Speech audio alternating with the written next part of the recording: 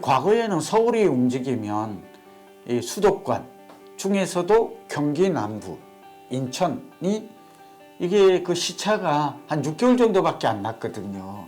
근데 이번엔 좀 달라요. 좀 이례적인 모습인데 그 이유가 있겠죠. 이제 쏠림 현상이라고 그래서 서울의 쏠림 현상이 심화됐다. 똘똘한 한 채로의 이 선호도가 좀 이 수요가 집중되었다.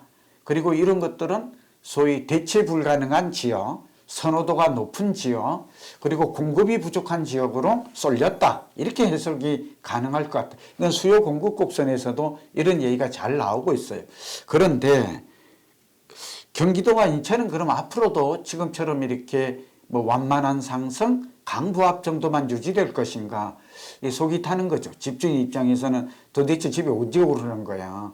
그리고 수도권은 집을 사야 될까 말아야 될까? 이런 숱한 고민 질문이 많을 것 같습니다. 우선 과거의 시장 작동 원리를 말씀드리면 수도권 중에서도 경기 남부가 가장 먼저 올랐어요. 경기 남부 중에서도 수용성, 저는 요즘 화평이란 단어를 언론에서 많이 써요. 경기도와 인천은 올 가을부터 오를 것으로 보입니다. 지금 벌써 움직이고 있고요. 그 근거가 있는데 우선 말로 설명드리면 첫 번째는 서울에서 지난달에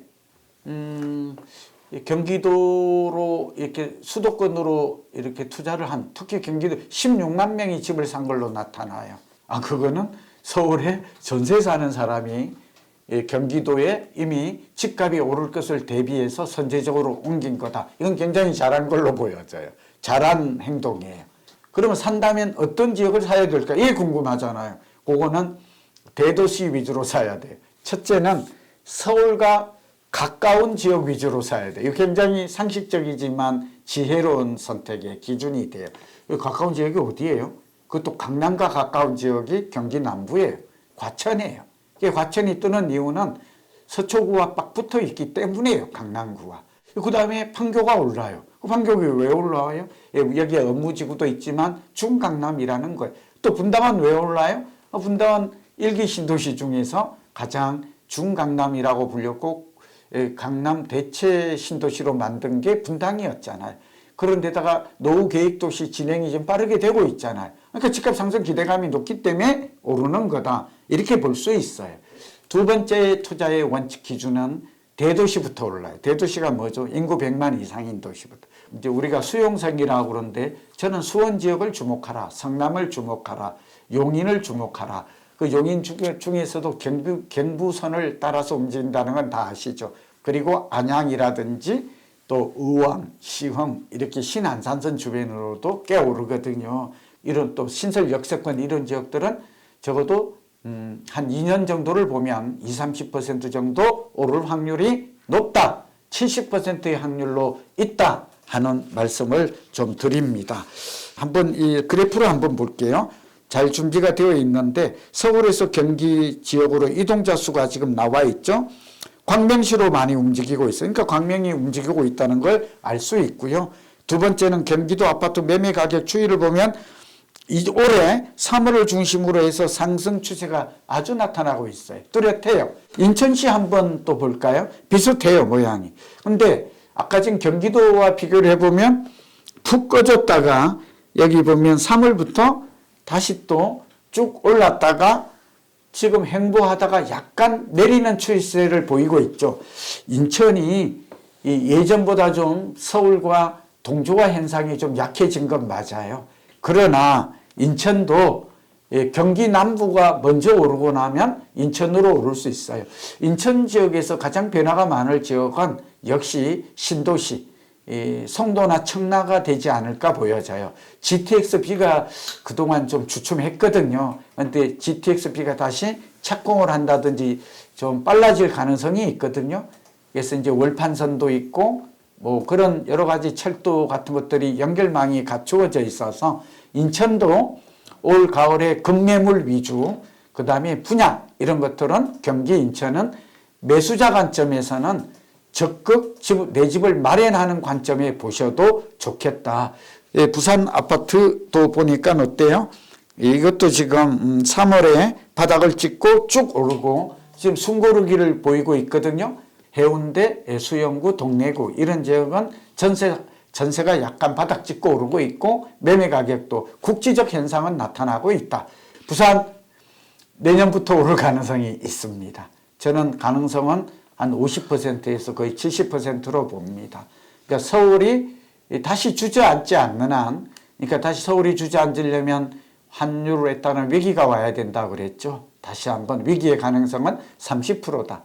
투자의 확률은 70% 확률일 때 베팅하라. 부동산, 주식, 코인, 금 다 똑같습니다. 그래서 확률이 70%일 때는 50%가 아니에요. 우리는 적극 투자를 해야 한다. 그런 면에서 지방도 이제 확률이 50%를 넘어서 수도권으로의 확률은 70%가 돼요. 근데 이제 지방은 50% 확률로 상승 확률이, 우상향 확률이 높아지고 있다. 울산시도 마찬가지예요. 지금 도표에도 나와 있습니다만 3월이 지금 올 이사철이 3월 봄이사철이 변곡점이 됐다는 걸 알 수가 있죠. 그러니까 2021년 10월에 고점을 찍었다가 쭉 내리다가 이때부터 다시 좀 오르고 있다. 이게 지금 4년 만인 거거든요. 대구시 같은 데가 좀 부침이 심하죠. 대구시는 미분양이 많아서 그래요. 대구시가 미분양이 우리나라 미분양 6만 7천 가구 중에 지방은 미분양이 좀 많거든요. 그런 점을 대구시는 좀 회복. 근데 최근에 대구시도 수성구를 비롯해서 지금 전세 가격은 하락세가 거의 멈추고 있고 급매물은 사라졌다라는 통계도 있거든요. 우리가 광주광역시도 모양이 좀 비슷해요. 근데 내년 봄쯤 살아날 것 같다. 대전시 모양이 같고 한번 지금 도표를 보고 계신데 세종시만 좀 다른 모습을 보이고 있는데 이건 정치적 이슈, 행정수도 이전, 특히 이재명 정부가 들어서면서 기대감이 커졌다.